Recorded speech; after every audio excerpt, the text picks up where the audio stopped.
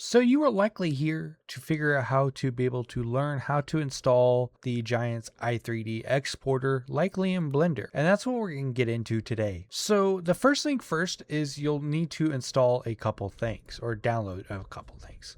So the first thing you're going to need, of course, is going to be Blender.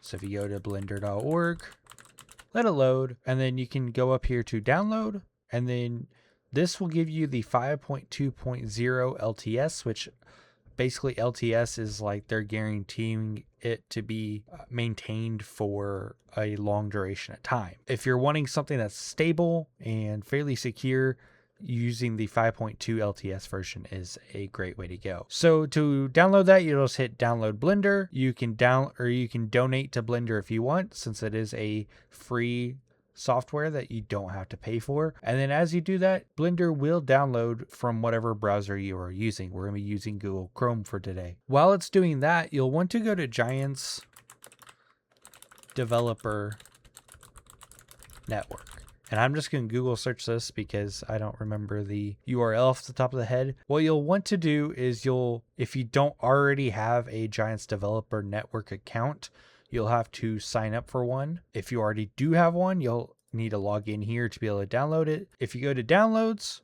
what we're going to be attempting to download here is going to be Blender Exporter Plugins version 10.0.2. So once again, do that version there, as other versions are not near as updated.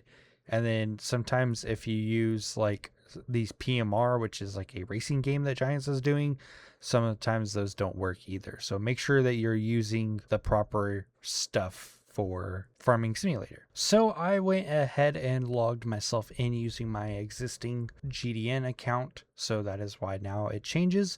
And now we're actually able to download things. So what we're going to do is we're going to click on Blender Exporter Plugins version 10.0.2, or it was also released on 04/05 of 2026. So we're just going to click on that, and it will also download it kind of in the same spot where we're downloading Blender. So here in a minute, we will get right back to it. So once you have those downloaded through Google Chrome, you should have two files that you now have on your computer. So if you don't already, you will need to have Blender installed. I already have it installed on my PC. I have multiple versions of it, so I'm not going to go through the process of installing Blender, but it is fairly easy, just like any other installing Windows program. Now for the i3D exporter, it will be a little bit different. It isn't like an executable file, so it should theoretically install itself for the most part. So what we'll do is we'll right click on it, and then we're just going to hit open. And what that's going to do is it will bring this window up from basically the UI of the plugin that will bring up all your Blender versions. So I have Blender 4.2, 4.3, 4.4, 5, 5.1, and 5.2. I clearly need to remove some of these Blenders. So what we're going to do now is I'm just going to hit install into all these. I believe I already have it installed in all of them, but we're just going to do it again for safe measure. So I'm going to hit install. Boom, it's going to tell me it's already installed. I'm going to hit yes anyway, because why not? And then it's going to say exporter plugin files have been successfully installed. So if you're already running Blender, you're going to need to restart Blender. It requires a restart of it if it's already open. But if not, we're just going to go here to Blender 5.2, since that's kind of what we're using in this video. I'm going to hit open. It's going to pull up Blender. I'm not going to go into really a big project or anything. I'm literally just going to go up to edit. We're going to preferences, move this over. We're going to go to add-ons. And then as you can see, I already have one of these installed. So what it might look like for you guys is whenever you go to have it installed, it'll look like none of these are actually installed. And then if you have multiple versions of them, you'll need to be a little careful. And I can actually show you a little trick with that. So if I open up this first one here, it's basically the exact same thing, but it's an older version. So if you notice the file path down here, it'll tell you export i3D 10.0.0. So that's basically the first one that was there. However, if we go to this other one that's below it and we look at the path, we have add-ons, exporter, i3D 10.0.2. So that's going to be the one we just downloaded. I'm actually going to go here and we're going to uninstall this old one. And I recommend only keeping one on your machine. like inactive Blender, because sometimes if you have them both enabled, things can get a little messy. So now that we have that figured out which one we want, we uninstalled the old one.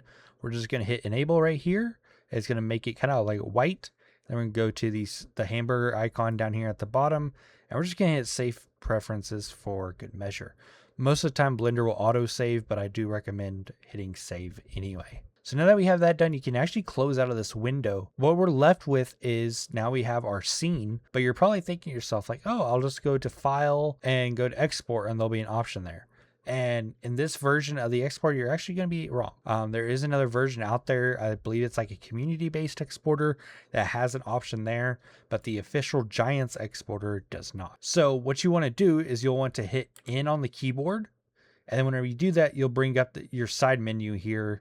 Most of the time it should be on the right-hand side of your viewer if you're in the layout window. And then you're going to see Giants i3D exporter here. So this is going to give you a bunch of different options to kind of what you want to do. I'm not going to go into overly big detail on what everything does, but if you want to export something, you can go down here to output file. I'm going to turn off use Blender file name. I'm just going to go to the file icon. We're going to go to downloads, export or install tutorial. We're going to go here and call it test export. And I'm going to hit set i3D file. So what that's going to do is basically just create a temporary file under that file name that's going to hold there until you hit export. So if you're wanting to export everything in your scene, you can use the export all.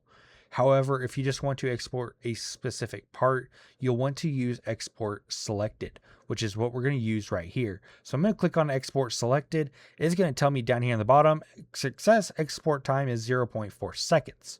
So we're going to go back to our folder here, and boom, we now have our test export i3D along with our i3D shapes file that is associated with it. And that is a very quick rundown of how you install the Blender i3D export 10.0.2 in Blender 5.2. Thank you for watching. Make sure to hit the like and subscribe button, and we'll see you guys again next time.